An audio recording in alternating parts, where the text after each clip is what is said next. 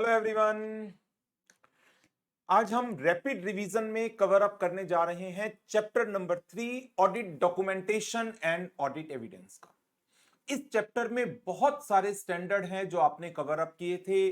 200 series का एक standard 230, 300 series का एक स्टैंडर्ड 330, 500 सीरीज के बहुत सारे स्टैंडर्ड जैसे कि 500, 501, 505, 510, 550, 560, 570 एंड 580।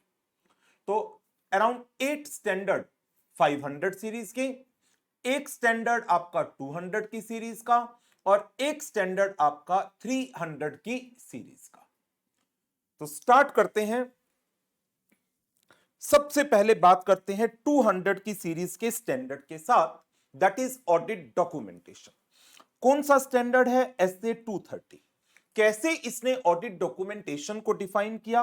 एज अ रिकॉर्ड किसका? Audit procedures performed, audit evidences obtained and audit conclusions reached.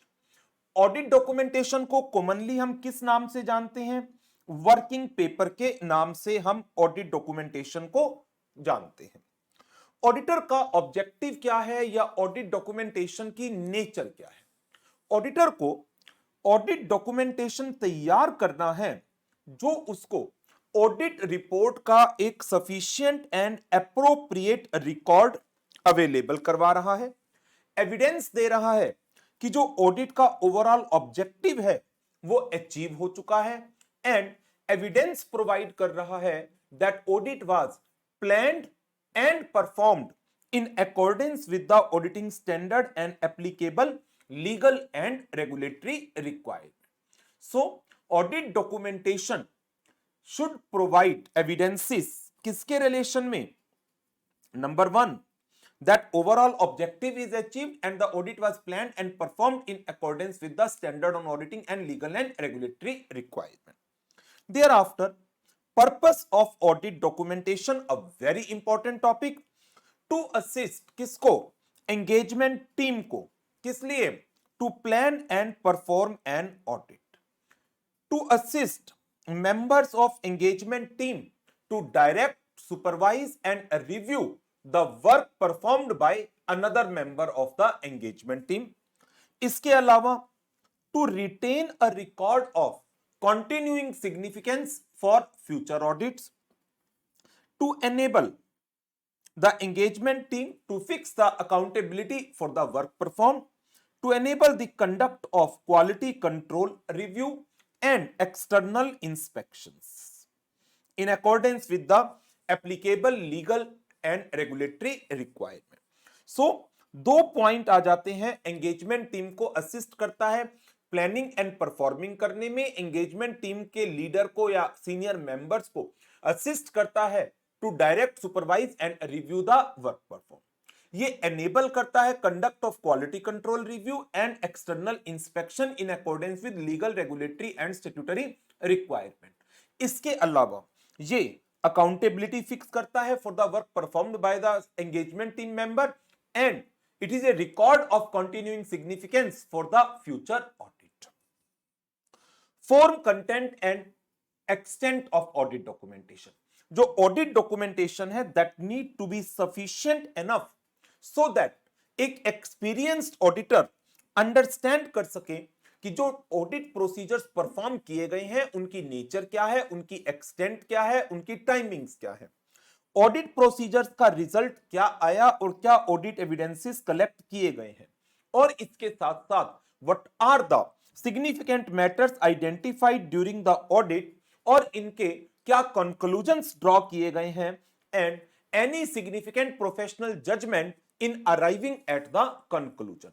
सो जो ऑडिट डॉक्यूमेंटेशन है वो इतनी सफिशिएंट होनी चाहिए कि एक एक्सपीरियंस्ड ऑडिटर आपके ऑडिट प्रोसीजर की नेचर, टाइमिंग, एक्सटेंट को समझ सके, ऑडिट प्रोसीजर्स के रिजल्ट्स को समझ सके, ऑडिट एविडेंस क्या ऑब्टेन किए उनको अंडरस्टैंड कर सके, and at the same time जो सिग्निफिकेंट मैटर ऑडिट के दौरान आइडेंटिफाई किए गए थे उन पर क्या कंक्लूजन्स ड्रॉ किया गया, उन कंक्लूजन्स को ड्रॉ करते वक्त क्या क्या प्रोफेशनल जजमेंट्स ली गई हैं। नाउ अब आता है इसका एक important topic, what are the various factors that affect form, content and extent of audit documentation. Number 1, size and complexity of the client's business. Number 2, nature of audit procedures performed. Number 3, significance of audit evidences obtained. Number 4, risk of material misstatement. Number 5, need to document a conclusion that is not as such readily available. Nature and extent of deviations identified, and audit methodologies and audit tools, techniques that are used in performing the audit. So, what should be the form of audit documentation? What should be the content of audit documentation? What should be the extent of audit documentation? Form, content and extent को determine करने में ये हमारे factors हैं जो role play करते हैं. Higher is the size of client's business, more will be the audit documentation required to be maintained. Size, complexity of client's business, audit procedures performed की nature, audit evidences obtain, risk of material misstatement, ये तीन हमारे general aspects आ गए. Then need to document a conclusion, deviation and thereafter audit methodologies and audit tools. इसके बाद फिर हमने बात की थी specific documentation in certain cases. ये एज सच कोई बहुत इंपॉर्टेंट टॉपिक नहीं है, ना ही कभी एग्जाम में कोई क्वेश्चन आए. इसकी मैंने आपको बुक से सिर्फ और सिर्फ रीडिंग करने के लिए कहा था. एक बार इसके की पॉइंट दोबारा से हम बुक में से डिस्कस कर लेते हैं. ऑडिट प्रोसीजर्स जो परफॉर्म किए जा रहे हैं उनकी डॉक्यूमेंटेशन में क्या क्या चीजों को आपको कवर अप करना है. Number 1, identifying characteristics of the specific terms of the specific items, who perform the audit, date when such work was completed, who reviewed the audit work, and the date and extent of such a review. So, in relation to nature, timing and extent of audit procedure, हमें तीन बातों को document करना है. जो subject matter है उसके characteristics को, किसने इन प्रोसीजर्स को परफॉर्म किया, और date when such work was completed, name of the person who reviewed the audit work performed, and the date and extent of such review. Thereafter हमने स्टडी किया था डॉक्यूमेंटेशन किसका, सिग्निफिकेंट मैटर का. इसके अंदर एक एग्जांपल्स थे सिग्निफिकेंट मैटर के जो आपको याद रखने हैं. Examples of significant matter. पहला मैटर था वो मैटर जिनसे सिग्निफिकेंट रिस्क अराइज हो रहा है. Number 2, results of audit procedure that the financial statements are materially misstated. Number 3, circumstances due to which auditor faces significant difficulty in performing the applicable या necessary audit procedure. They are the significant matters. इनकी documentation करनी जरूरी है. Number 4, any findings due to which auditor is of the opinion कि मुझे audit report में modifications करनी पड़ेगी या ईओएम पैरा डालना पड़ेगा. तो ऑडिटर को सिग्निफिकेंट मैटर्स की डॉक्यूमेंटेशन करनी है, लेकिन सिग्निफिकेंट मैटर के कुछ एग्जांपल्स बताइए, ऐसा क्वेश्चन आ सकता है. तो सिग्निफिकेंट मैटर्स के एग्जांपल क्या हो गए, वो मैटर जिनसे सिग्निफिकेंट रिस्क अराइज हो रहा है. सर्कमस्टांसेस जहां पर ऑडिटर डिफिकल्टी फेस कर रहा है in performing the necessary audit procedure, या एनी फाइंडिंग्स जिसके कारण auditor is required to modify the audit opinion or is of the opinion that I need to include an emphasis of matter para, या auditor की कोई भी findings, results जिसके कारण auditor को इंडिकेशन मिल रही है कि जो फाइनेंशियल स्टेटमेंट्स हैं दैट कुड बी मटेरियली मिसस्टेटेड, या ऑडिटर को अपना रिस्क ऑफ मटेरियल मिसस्टेटमेंट को रिवाइज करने की जरूरत पड़ी. तो ये जो 4 पॉइंट्स हैं ये एग्जाम्पल तो बहुत सारे हो सकते हैं, बट आपको याद यही 4 एग्जाम्पल करने हैं. तो सिग्निफिकेंट मैटर्स के example, significant risk, result of audit procedure that indicate that financial statements could be materially misstated, circumstances in which auditor faces significant difficulty in performing necessary audit procedure, and number 4, findings due to which auditor is required to include modifications in the audit opinion or emphasis of matter para in the audit report. इसके बाद तीसरा point था documentation of matter. कौन से matter? That arise after the date of audit report. Audit report के बाद क्या circumstances आपके सामने आए जिसके कारण आपको लगता है फाइनेंशियल स्टेटमेंट्स को अमेंड करने की जरूरत है और उन अमेंडमेंट्स के ऊपर ऑडिटर को necessary audit procedure, additional audit procedure perform करने की जरूरत है. सर्कमस्टांस क्या हो सकते हैं? कोर्ट की जजमेंट आ गई, बिजनेस प्रीमाइसिस में फायर हो गई, कोई सिग्निफिकेंट एसेट डिस्ट्रॉयड हो गया, तो फाइनेंशियल स्टेटमेंट रिक्वायर्स अमेंडमेंट. तो पहले तो आप डॉक्यूमेंट करेंगे किसको?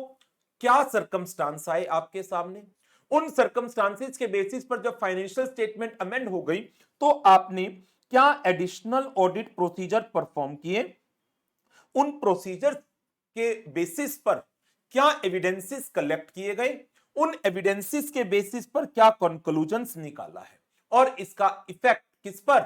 ऑडिट रिपोर्ट के ऊपर. एंड लास्ट, व्हेन, किसने ये डॉक्यूमेंटेशन की, एंड बाय हुम. व्हेन, कब, एंड बाय हुम, किसने? The person who make changes in audit documentation and the time when this changes in audit documentation has been carried out.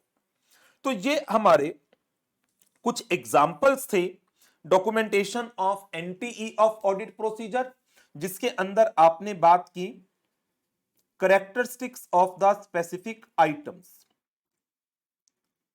by whom the audit procedures are performed and the date when the procedures were completed, by whom the review was carried out and the date and extent of such a review. फिर बात आ गई significant matters की. Significant matter के 4 examples आपको याद रखने हैं. Number 1, वो मैटर जिनके कारण सिग्निफिकेंट रिस्क अराइज हो रहा है, या फिर ऑडिटर ने जो प्रोसीजर्स परफॉर्म किए उनका जो रिजल्ट आया that indicate that financial statements could be materially misstated और auditor is required to revise the risk of material misstatement previously assessed. Number 4, auditor के कोई भी ऐसे circumstances in which auditor faces difficulty to perform the necessary audit procedure. And last, auditor की findings due to which any modification is required in the audit opinion or an emphasis of matter para is to be added in the audit report. फिर बात आई थी documentation of matter that arise after the audit report. इसके अंदर हमें क्या करना था? Documentation of matter arising after the audit report.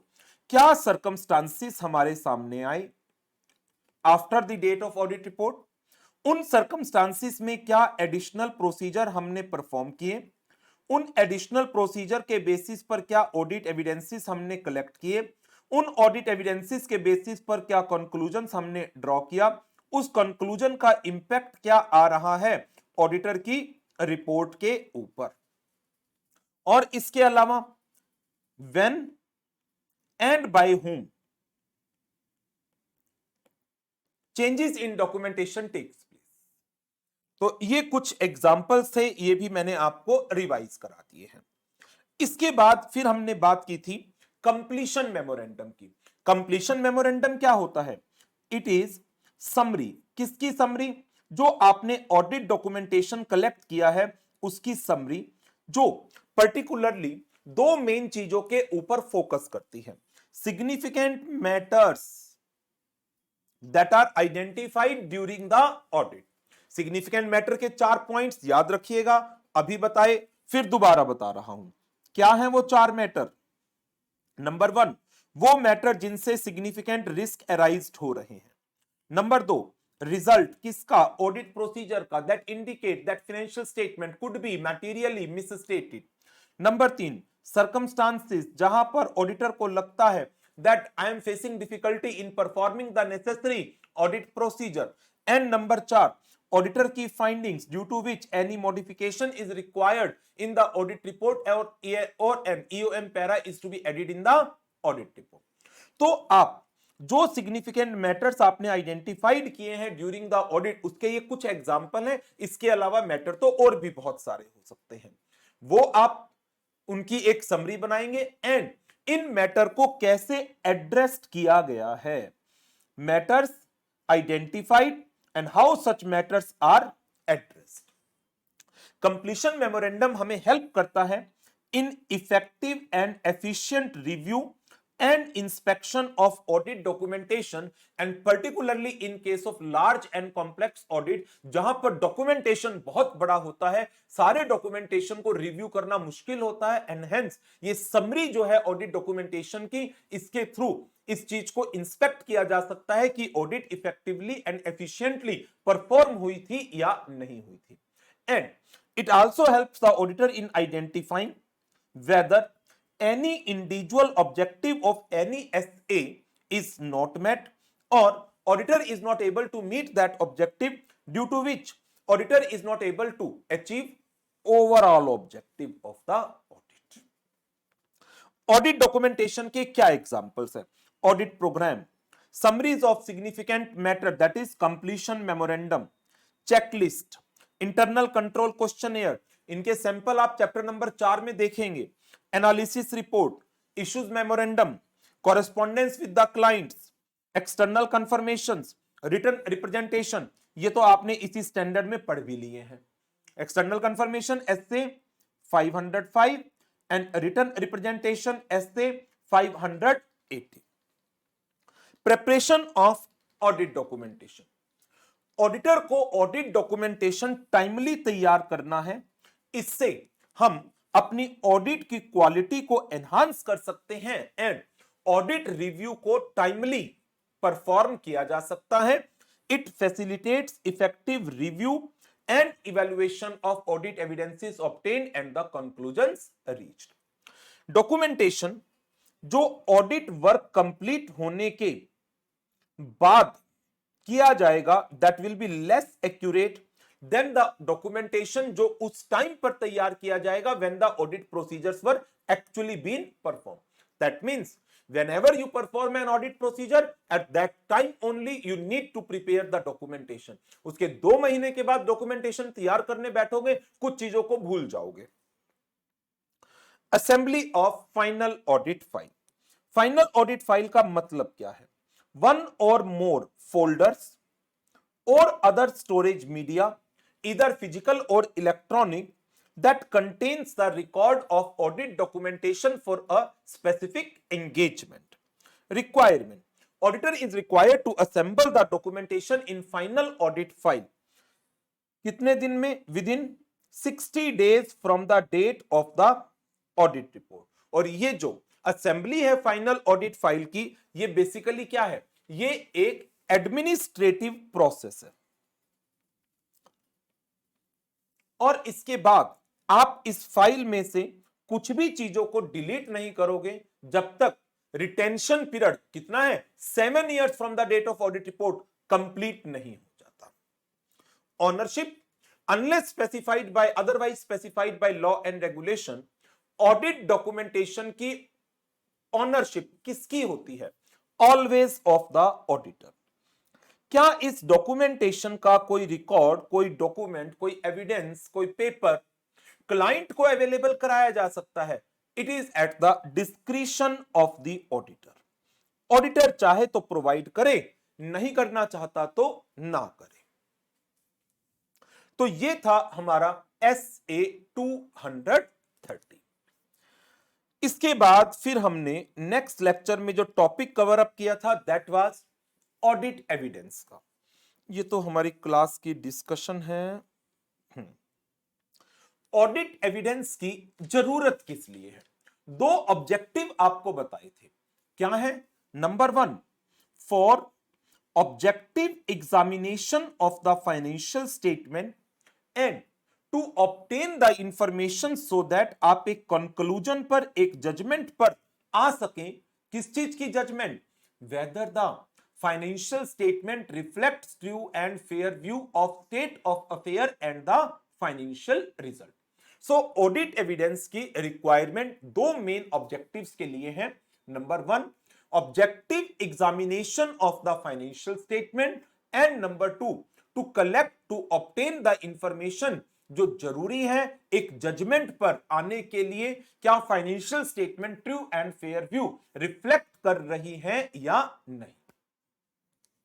आगे बढ़ते हैं। ऑडिट एविडेंस का मीनिंग क्या है? Any information which is being used by the auditor in arriving at the conclusion on the basis of which audit opinion is being expressed। कोई भी information जिसके base पर ऑडिटर अपना कंक्लूजन ड्रॉ करके अपनी ऑडिट ओपिनियन को base करेगा।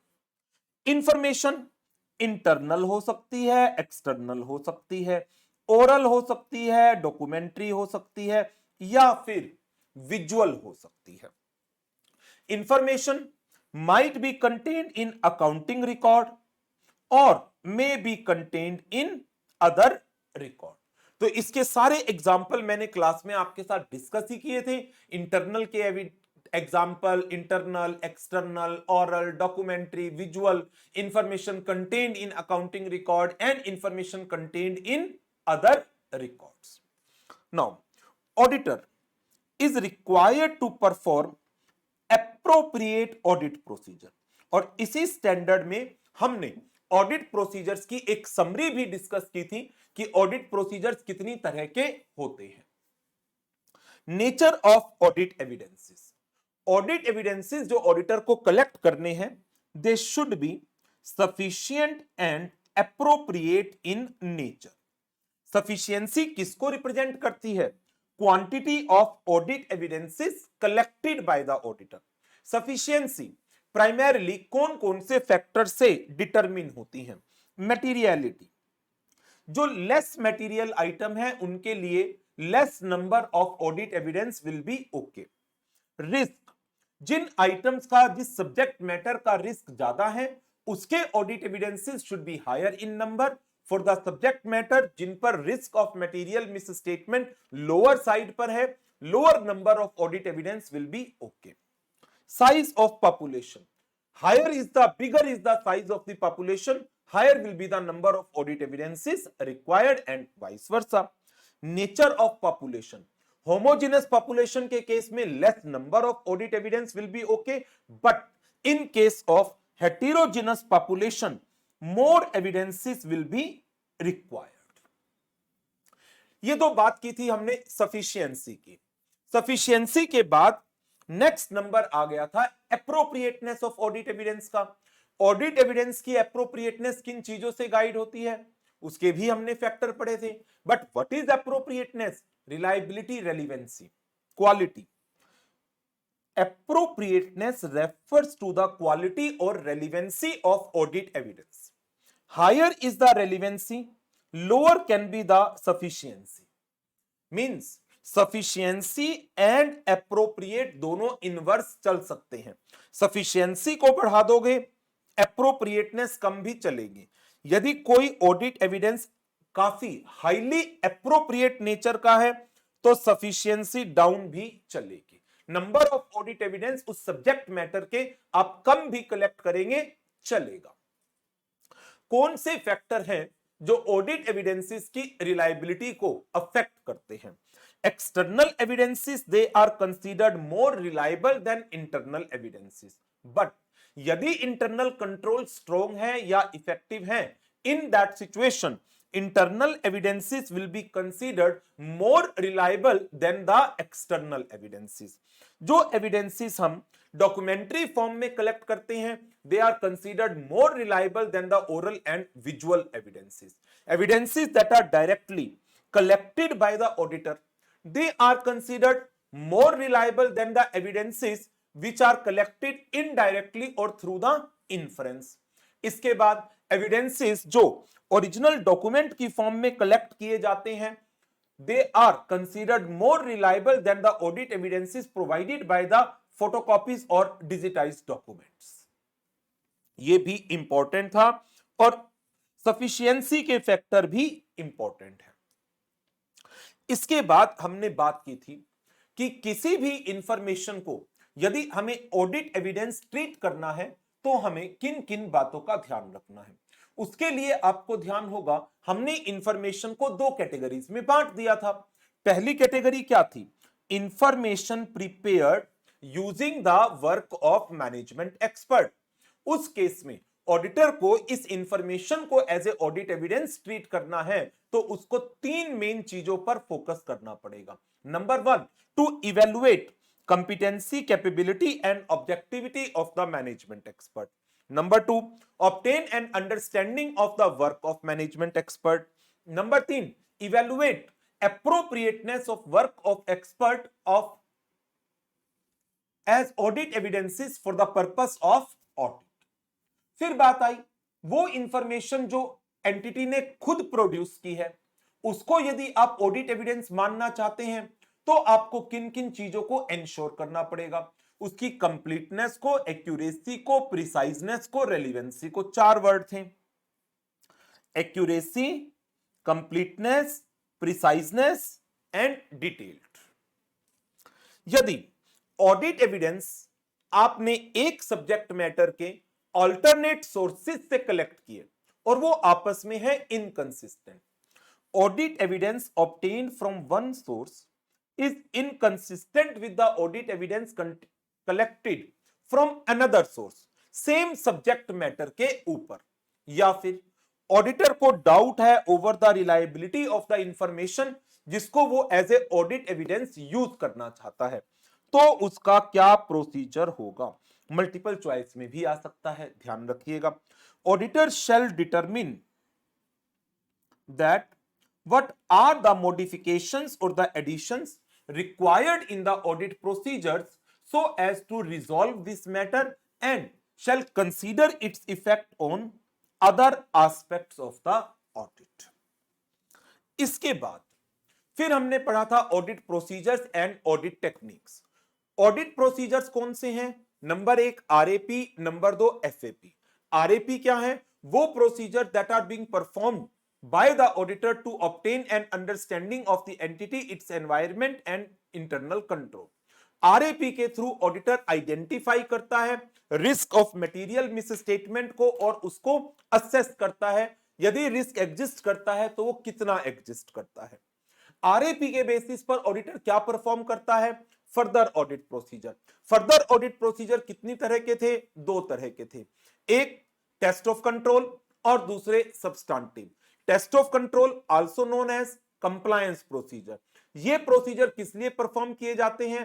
To evaluate whether the internal control of which understanding is obtained in the RAP actually exist, whether they are effective, whether they continued throughout the audit period, throughout the period for which the financial statements were being prepared. Thereafter, based upon the effectiveness of internal control, auditor अपने आगे के substantive procedure की nature, timing, extent को determine करता है। यदि internal control strong है, effective है, तो आगे के सब्सटेंटिव प्रोसीजर लेस एक्सटेंसिव हो जाते हैं। बट यदि इंटरनल कंट्रोल वीक है, more extensive substantive procedures are to be perform. Substantive procedures क्या है? प्रोसीजर जिनके थ्रू ऑडिटर एग्जामिन करता है अकाउंटिंग डेटा की एक्यूरेसी को, वैलिडिटी को, कंप्लीटनेस को। सब्सटेंटिव प्रोसीजर अगेन कितनी तरह के थे? दो तरह के। नंबर वन, पहला प्रोसीजर था टेस्ट ऑफ डिटेल, दूसरा था substantive analytical procedure. Test of detail वो भी दो तरह के थे, test of detail of transaction and test of detail of balances. Transaction की एग्जामिनेशन को वाउचिंग का नाम दिया जाता है, बैलेंसेस की एग्जामिनेशन को वेरिफिकेशन का नाम दिया जाता है। दूसरा प्रोसीजर कौन सा था? That is substantive analytical procedure. Substantive analytical procedure में हम क्या करते हैं? हम कंपैरिजन एंड रिलेशनशिप के थ्रू फाइनेंशियल डेटा को एग्जामिन करते हैं, क्या ये एक्यूरेट है, वैलिड है, कंप्लीट है या नहीं है। तो इसकी डिटेल आगे जाकर एसए 520 में आनी है हमारी, ठीक है। तो ये हमारे प्रोसीजर्स हो गए। नंबर वन आरएपी, वो procedures that are performed to identify and assess risk of material misstatement through understanding the entity, its environment and the internal control. इसकी डिटेल एसए 315 में है। चैप्टर नंबर 4 में हम पढ़ेंगे। फर्दर ऑडिट प्रोसीजर और the responses. Further audit procedure दो तरह के हैं, test of detail and substantive. Test of detail वो प्रोसीजर जिनके थ्रू ऑडिटर इंटरनल कंट्रोल की एग्जिस्टेंस, इफेक्टिवनेस एंड कॉन्टिन्यूटी को इवेलुएट करता है। सब्सटेंटिव प्रोसीजर वो प्रोसीजर जिनके through accounting data and financial information की एक्यूरेसी, वैलिडिटी एंड कंप्लीटनेस को एग्जामिन किया जाता है। सब्सटेंटिव प्रोसीजर दो तरह के, TOD and analytical.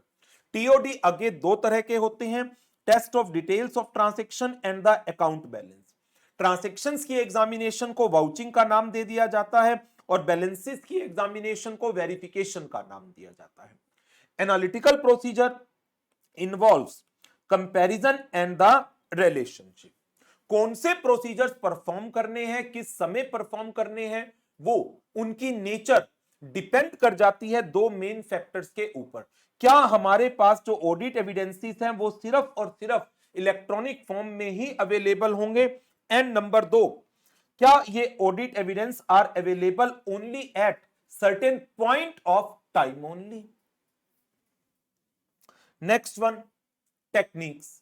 Audit evidences को कलेक्ट करने के लिए आप कुछ प्रोसीजर्स परफॉर्म कर रहे हैं, लेकिन उन प्रोसीजर को किसी ना किसी टूल, मेथड, मींस के जरिए ही तो परफॉर्म करोगे ना। तो ऑडिट प्रोसीजर को परफॉर्म करने के लिए जो मेथड्स, जो मींस यूज किए जाते हैं, उनको टेक्निक्स का नाम दिया जाता है। ऑडिट प्रोसीजर का क्वेश्चन आए तो उसमें आप इन ऑडिट टेक्निक्स के नाम भी लिख सकते हैं। कौन कौन सी हैं ये techniques? Inspection, inquiry, observation, external confirmation, analytical procedure, recalculation and reperform. ये 7 नाम आपको याद रखने हैं। इसकी डिटेल काफी करवाई थी मैंने, अलोंग विद बहुत सारे एग्जांपल्स भी हमने डिस्कस किए थे। रिवीजन के अंदर तो मैं आपको जस्ट जो इसकी ब्रीफिंग हमने की थी लास्ट में वो रिवाइज करा देता हूं। इंक्वायरी क्या होती है? टू एग्जामिन द रिकॉर्ड और inspection to examine the records, documents, etc. maintained by the entity. Inquiry, to seek the information from knowledgeable person. Observation, to observe the procedures, functions, activities. External confirmation, ये तो अब आपको अच्छी तरह याद हो ही चुका होगा, क्योंकि अब आप रिवीजन कर रहे हो तो इसका मतलब लेक्चर पूरे हो चुके हैं। ऐसे 505 पूरा डिटेल में आप पढ़ चुके होंगे।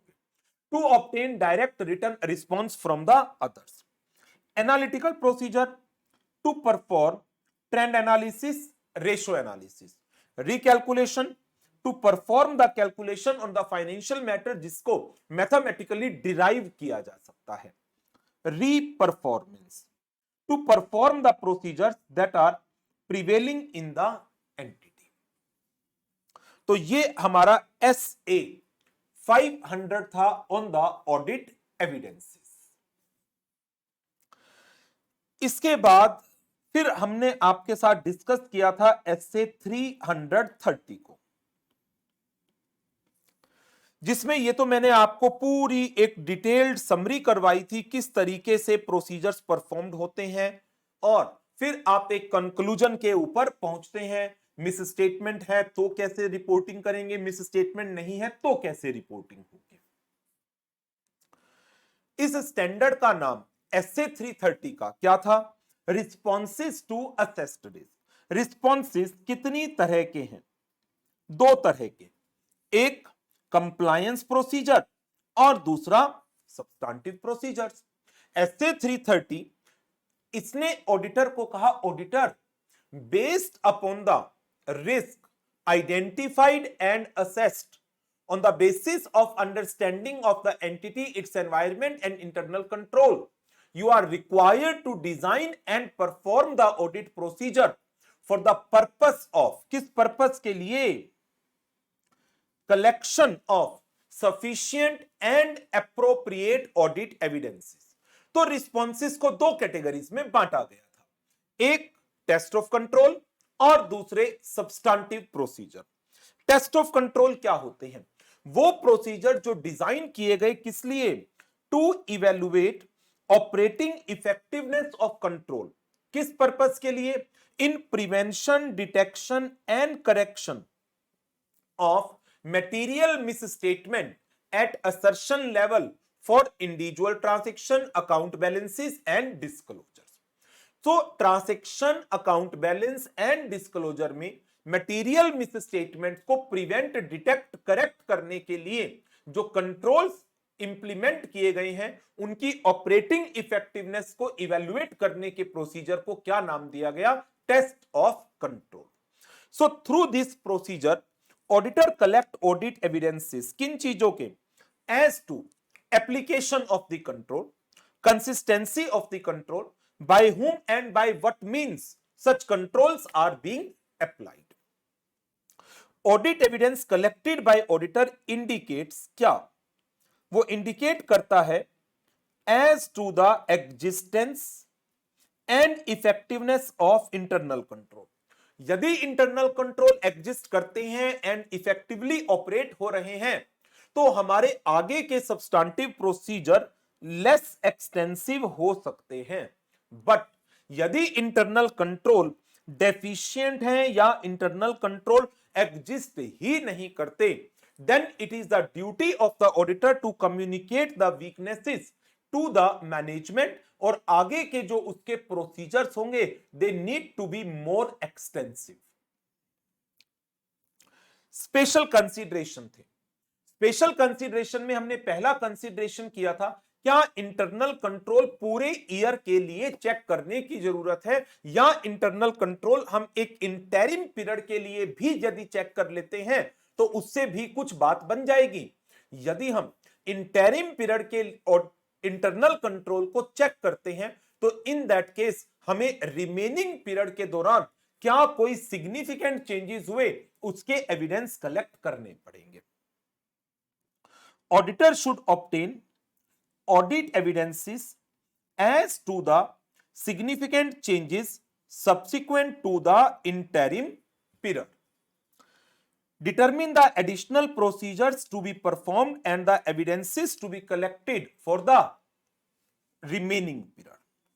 तो यदि आपने इस इंटरिम पीरियड के ऑडिट एविडेंसेस को कलेक्ट किया तो आपको क्या चेक करना पड़ेगा? ये जो रिमेनिंग पीरियड बच गया, इस रिमेनिंग पीरियड में क्या कोई सिग्निफिकेंट चेंजेस हुए हैं और क्या एडिशनल प्रोसीजर मैं परफॉर्म करूं और क्या ऑडिट एविडेंस में कलेक्ट करूं कि जो रिमेनिंग पीरियड है मुझे उसकी भी एक रीजनेबल सेटिस्फेक्शन मिल जाए।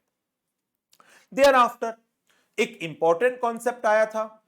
इंटरिम तो हो गया फाइनेंशियल ईयर का ही एक हिस्सा, बट दूसरा हमारा टॉपिक था audit evidences that are obtained during prior period.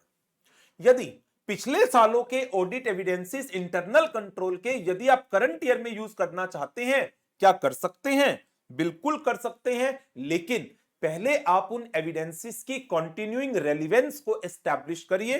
क्या सर्कमस्टांसिस में, मैनेजमेंट स्ट्रक्चर में, हिरार्की के अंदर कोई सिग्निफिकेंट चेंज तो नहीं हुआ?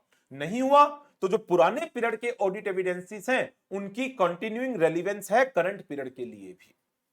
Establish continuing relevances of evidences obtained during the prior period by determining क्या significant changes हुए हैं subsequent to prior period। यदि कोई significant change नहीं हुआ तो ये एक बहुत बहुत इंपॉर्टेंट टॉपिक आ जाता है। we can perform test of control once every 3 years। यदि सिग्निफिकेंट चेंजेस हुए हैं तो आपको test of control current period में भी परफॉर्म करना पड़ेगा। फिर हमने कुछ फैक्टर्स पढ़े थे that warrants retesting of control. कब हमें रीटेस्टिंग करनी ही करनी पड़ेगी? जब डेफिशिएंट कंट्रोल एनवायरनमेंट है या डेफिशिएंट मॉनिटरिंग है कंट्रोल्स की, या जनरल आईटी कंट्रोल्स ये डेफिशिएंट है, सिग्निफिकेंट इंटरवेंशन है, मैनुअल इंटरवेंशन है मैनेजमेंट की,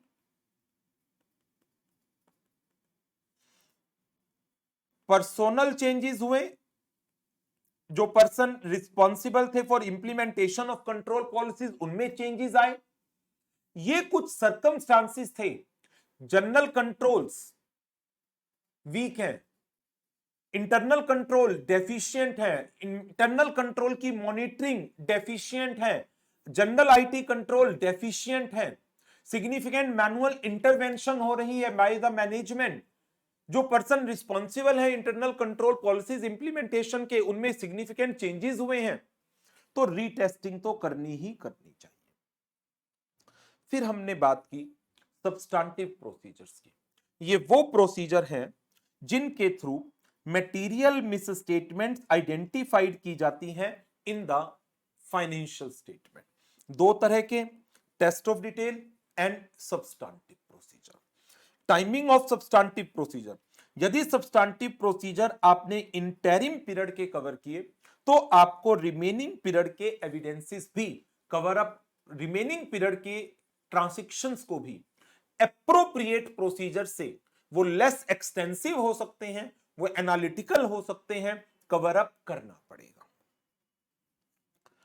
क्या हम एक्सटर्नल कंफर्मेशंस को as a substantive procedure use कर सकते हैं? डेफिनेटली यस, लेकिन उसके लिए 3 फैक्टर थे जिनको ध्यान रखना बहुत जरूरी है।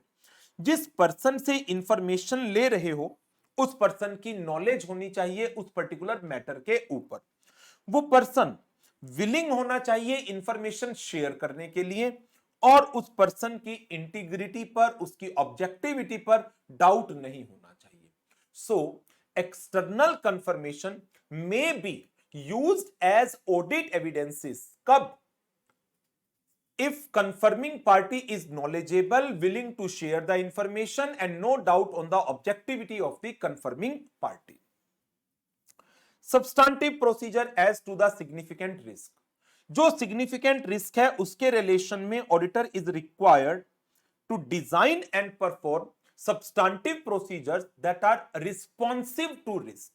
जैसे related party transaction के ऊपर 550 के प्रोसीजर, फ्रॉड की ट्रांजैक्शन पर ऐसे 240 के प्रोसीजर, अकाउंटिंग एस्टिमेट्स की मेजरमेंट में मैनेजमेंट सब्जेक्टिविटी का रिस्क 540 का प्रोसीजर। ये तो आपके सिलेबस में नहीं है खैर। इसके अलावा ईयर एंड पर जो क्लोजिंग प्रोसेस है फाइनेंशियल स्टेटमेंट्स को क्लोज करने का, उसके लिए आपके क्या प्रोसीजर हैं?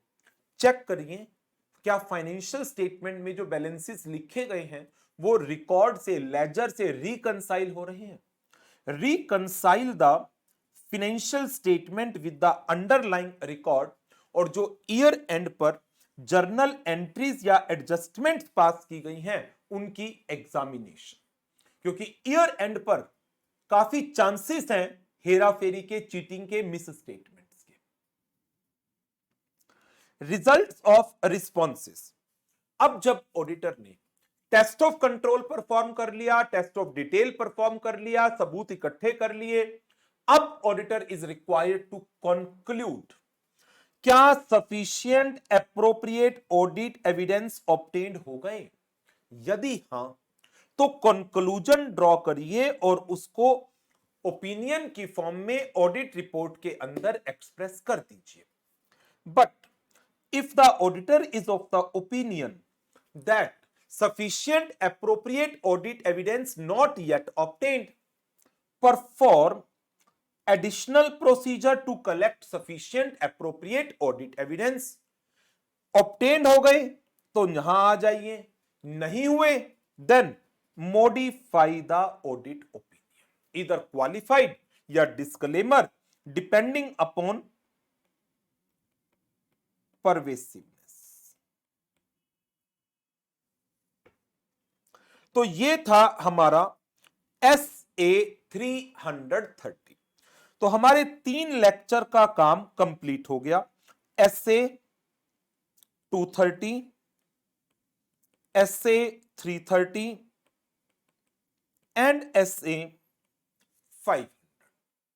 तो इस रिवीजन सेशन को मैं यहीं पर एक बार ओवर कर रहा हूं। आपको कॉन्टिन्यूटी में इसको देखना है अभी तो अभी देख लो, बाद में देखना है तो बाद में देख लो, क्योंकि 3 लेक्चर रिवाइज्ड हो चुके हैं। टोटल हमारे इस चैप्टर पर 7 लेक्चर हुए हैं, तो अगले 2 लेक्चर्स, अगले 4 लेक्चर बच गए अभी, नेक्स्ट 4 लेक्चर, जिसके अंदर 501, 505, 510, 550, 560, 570, 580, ये 7 स्टैंडर्ड हमें और रिवाइज करने हैं। ठीक है, आप कंटिन्यूटी में देखना चाहें नेक्स्ट वीडियो देख लीजिए, ठीक। आप भी ब्रेक लेना चाहें आप भी ब्रेक ले लीजिए, आपकी चॉइस। बाय।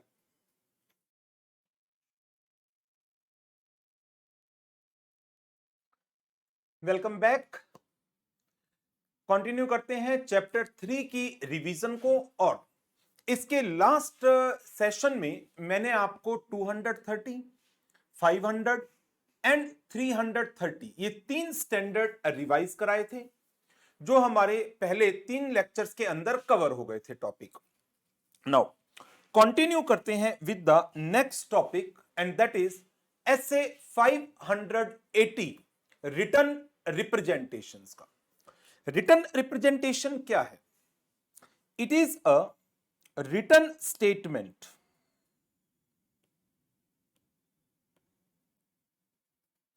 जो किसने प्रोवाइड की? मैनेजमेंट ने। किसको? ऑडिटर। किस लिए? Either to confirm certain matter or to supplement the other evidences, दो में से किसी भी पर्पस के लिए। जिन मैटर के ऊपर अदरवाइज ऑडिट एविडेंस अवेलेबल नहीं है, तो उनकी कंफर्मेशन के लिए मैनेजमेंट से WR ली जा सकती है, या फिर जहां पर ऑडिट एविडेंस आपने कलेक्ट किए वो आपको एप्रोप्रिएट सफिशिएंसी थोड़ी सी डाउटफुल लग रही थी, तो आपने उनके रिलेशन में उनको कोरोबोरेट करने के लिए, सप्लीमेंट करने के लिए एडिशनल एविडेंस की फॉर्म में WR को कलेक्ट कर लिया। क्या WR ऑडिट एविडेंस है? जी हां, written representation are considered as the audit evidences, लेकिन क्या ये सफिशिएंट एंड एप्रोप्रिएट हैं? नहीं। ऐसा क्यों? क्योंकि ये मैनेजमेंट से कलेक्ट किए जाते हैं directly, and they will not be considered as the sufficient and appropriate. तो इसीलिए यदि ऑडिटर किसी सब्जेक्ट मैटर के ऊपर अपनी opinion purely on the basis of written representation बनाता है, that will not be considered as a right approach. Hence, forming conclusion solely on the basis of written representation cannot be considered as a right approach. Therefore, एक second,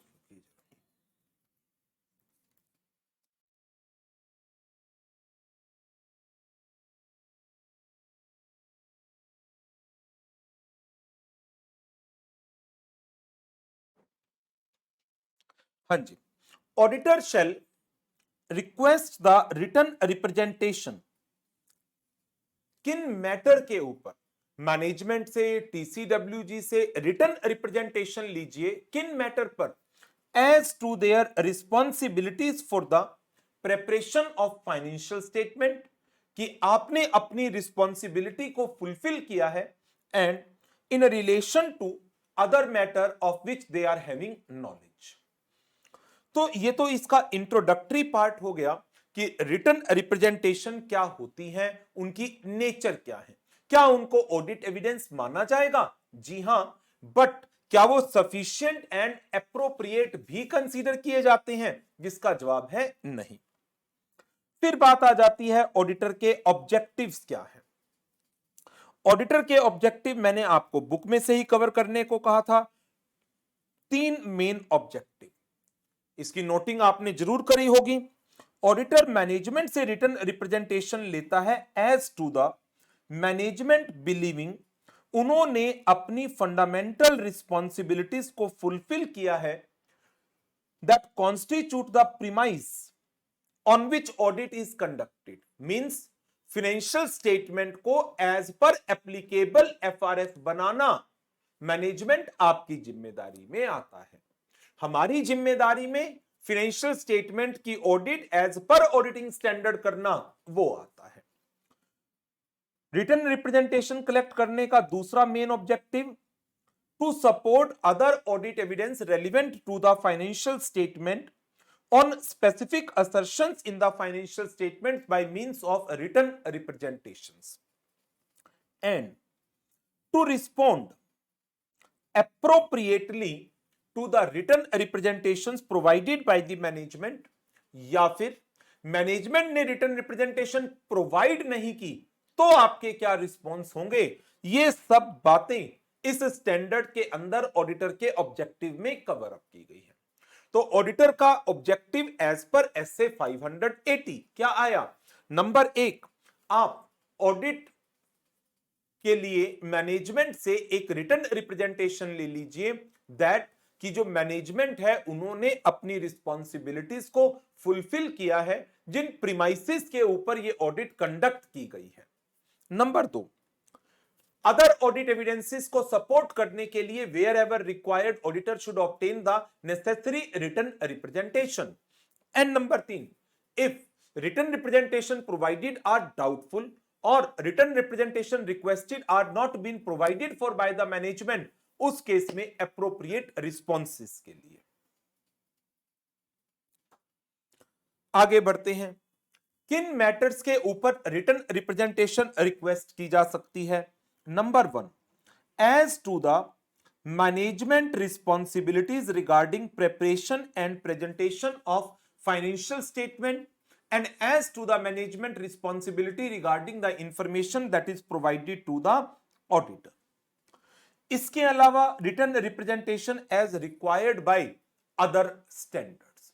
तो दो matter आ गए जिन पर written representation management से ली जाती है। Number 1, management आपने अपनी जिम्मेदारी as to the preparation and presentation of financial statement in accordance with the applicable financial reporting framework को फुलफिल किया है। नंबर 2, आपने जो इंफॉर्मेशन हमें प्रोवाइड की है वो कंप्लीट है, एक्यूरेट है और रेलिवेंट इंफॉर्मेशन आपने रिलेटेड सब्जेक्ट मैटर पर हमें दी है। कोई भी चीज जो हमें जाननी चाहिए थी और आपकी नॉलेज में थी वो आपने हमारे से नहीं छुपाई है और all transactions are appropriately recorded. इसके अलावा अदर एसए में जो रिक्वायरमेंट्स है। Thereafter, date of written representation. Written representation की date should be as near as practicable to the date of audit report. However, in no case it should be after the date of audit report, and written representation need to cover the period, all period जिसके लिए audit conduct हुई है and audit report में आपने उन period को refer किया है। Written representation shall be in the form of a representation letter address to the auditor. तो ये बड़े बेसिक इंपॉर्टेंट पॉइंट हैं जिनको आपको ध्यान रखना है। रिटन रिप्रेजेंटेशन की date after the date of audit report नहीं होनी चाहिए। रिटन रिप्रेजेंटेशन की date should be as near as practicable to the date of audit report, उससे पहले की होनी चाहिए। Written representation should cover all the period which are being referred in the financial statement and the audit report. And the last, written representation should be in the form of a formal representation letter address to the auditor. फिर आते हैं इसके significant situations. Management ने auditor को written representation provide नहीं की। Discuss with the management what are the reasons. जो reasons दिए गए हैं उनको इंक्वायर करिए और मैनेजमेंट की इंटीग्रिटी को, मैनेजमेंट की रिलायबिलिटी को रीइवैल्यूएट करिए। और क्योंकि मैनेजमेंट ने आपको रिटन रिप्रेजेंटेशन नहीं दी और उनकी इंटीग्रिटी डाउटफुल आपको नजर आती है, then issue disclaimer of opinion. But management ने आपको रिटन रिप्रेजेंटेशन प्रोवाइड की है। तो हमारे पास 3 केस आ जाते हैं। क्या रिटन रिप्रेजेंटेशन जो प्रोवाइड की गई क्या वो रिलायबल है? यदि रिटन रिप्रेजेंटेशन रिलायबल है तो आप उसको as a audit evidence treat कर लीजिए। Consider the written representation as audit evidence, but यदि ये रिलायबल नहीं है, take appropriate action, determine its possible effect on the audit opinion and issue disclaimer if sufficient doubt exist on the reliability of management. फिर तीसरा case क्या आता है, written representation doubtful है, पता नहीं सही है या गलत है। तो ठीक है, सही गलत का पता तो करना ही पड़ेगा। Perform additional procedure to resolve the doubt. सही या गलत का पता चल गया, डाउट रिजॉल्व हो गया। सही है तो ठीक है, आप इसे ऑडिट एविडेंस मान लो। गलत है तो आप एप्रोप्रिएट एक्शन लो, इसका possible effect on audit opinion निकालो, और यदि मैनेजमेंट की इंटीग्रिटी पर सफिशिएंट डाउट है, इशू डिस्क्लेमर। लेकिन यदि मेरा डाउट रिजॉल्व नहीं होता, डाउट नॉट रिजॉल्व, तो क्या करोगे, take appropriate decision as per the situation and the circumstances. तो ये ऐसे 580 के हमारे टॉपिक थे। रिटन रिप्रेजेंटेशन क्या होती है, रिटन रिप्रेजेंटेशन की नेचर, उसकी डेट, उसका फॉर्मेट, और सबसे मेन टॉपिक था ये स्पेशल सिचुएशंस। आगे बढ़ते हैं। नेक्स्ट हमने जो स्टैंडर्ड कवर अप किया था इस लेक्चर में, वो था SA 501, specific consideration for selected item, उनके ऑडिट एविडेंस। सिलेक्टेड आइटम 3 थी। Number 1 inventory, number 2 litigation and claim, and number 3 segment information. Inventory का स्पेसिफिक कंसीडरेशन था existence and condition, litigation and claim के केस में completeness, segment information के case में presentation and disclosure.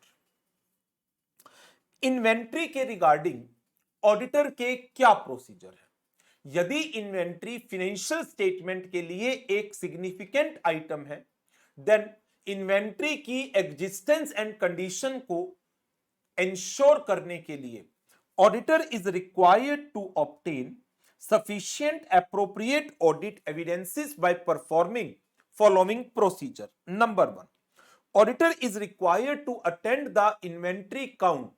किस लिए? To evaluate management instruction and the procedure for recording the result of inventory count, observe the performance of management count procedure, perform some test count on his own, and inspect the inventory. इसके अलावा auditor is required to perform the appropriate procedure over the inventory record to ensure, to determine कि जो inventory के record हैं they are appropriately reflecting the result of inventory count procedures.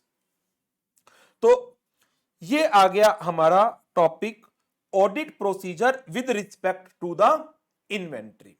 Now अब इसके बाद फिर इसके स्पेशल सर्कमस्टांसिस हमने कवर अप किए थे।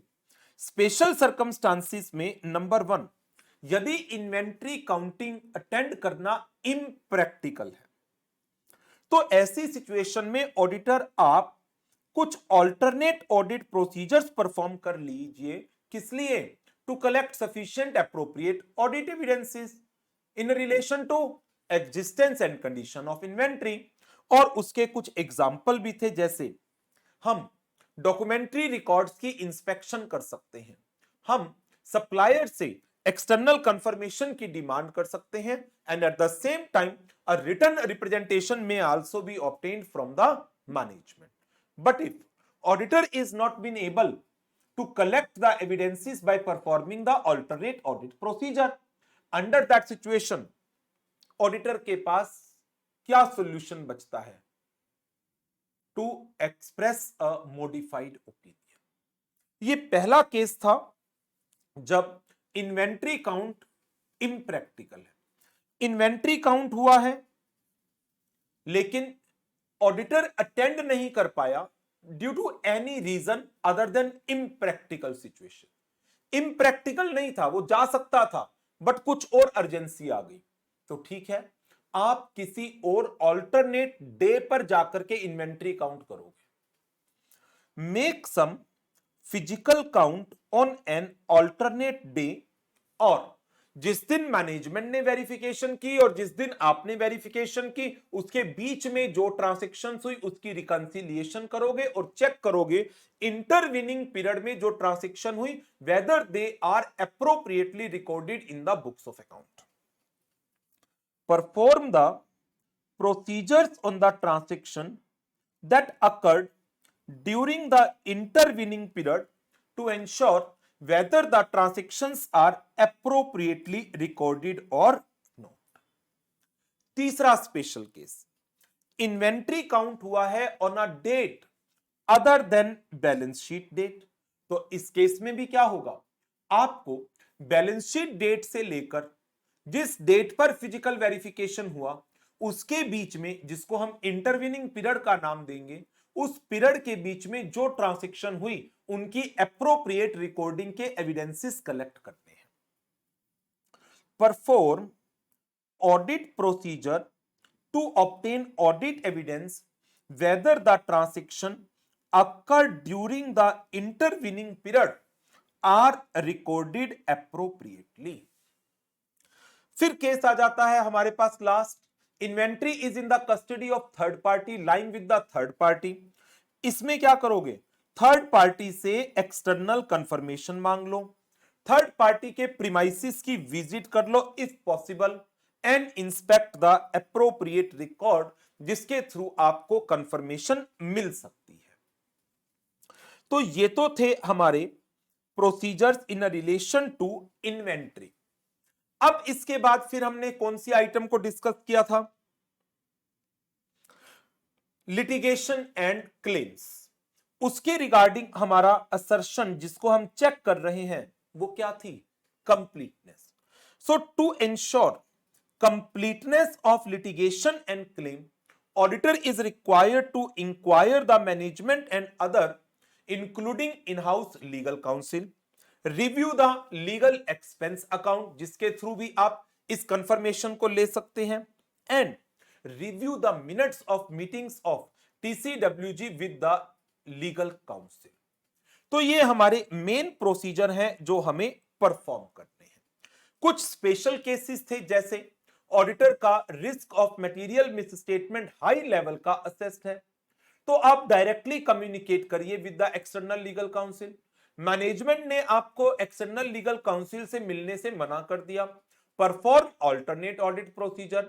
ऑल्टरनेट ऑडिट प्रोसीजर से भी आप ऑडिट एविडेंस कलेक्ट नहीं कर पाए, then issue modified opinion, and at the same time obtain a written representation from the management in a relation to completeness of litigation and claim, which mention that all the litigation and claims which are in the knowledge of the management are being informed to the auditor। Last point आ जाता था हमारा segment information के ऊपर। Auditor is required to obtain sufficient appropriate audit evidences regarding what? Presentation and disclosure of segment information in accordance with the applicable FRF। तो अब ये जो एविडेंस हैं इनको कलेक्ट करने के लिए प्रोसीजर क्या करोगे? Obtain an understanding of methods used by the management in determining the segment information। Evaluate क्या ये method they are likely to result in the disclosure as per applicable FRF। Testing the application of such method and perform analytical procedure as appropriate. इसके बाद इसमें कुछ examples भी थे जो मैंने आपको कहा था बुक में से आप नोट करेंगे, होमवर्क में दिया था मैंने रेगुलर क्लास के दौरान। वो एग्जाम्पल्स भी आपको याद करने हैं, जैसे सेगमेंट्स के बीच में कोई आपस में सेल ट्रांसफर या चार्जेस हुए हैं, sale transfer charges between the segments and elimination of inter segment amount. एक का डेटर दूसरे का क्रेडिटर, दो सेगमेंट्स कंपनी के ही हैं। Comparison with the budget and other expected results. Allocation किसकी? असेट्स की एंड कॉस्ट की। किसके बीच में? सेगमेंट्स के बीच में। How much assets belongs to which segment, what is the cost allocated to a particular segment, and क्या ये सेगमेंट इंफॉर्मेशन प्रायर पीरियड की इंफॉर्मेशन के कंसिस्टेंट है, एंड यदि इनकंसिस्टेंसी है तो क्या उसके जो डिस्क्लोजर्स दिए गए वेदर दे आर एप्रोप्रिएट और। तो ये 4 पॉइंट्स थे, एग्जांपल्स थे जिनकी इंफॉर्मेशन लेनी बहुत जरूरी हो जाती है। तो ये हमने कवर अप किया था इन लेक्चर नंबर 4 में। अब इसके बाद कौन कौन से स्टैंडर्ड बच गए? 505 बचा, 10, 50, 60, 70, 5 स्टैंडर्ड और बचे हैं हमारे रिवीजन के लिए।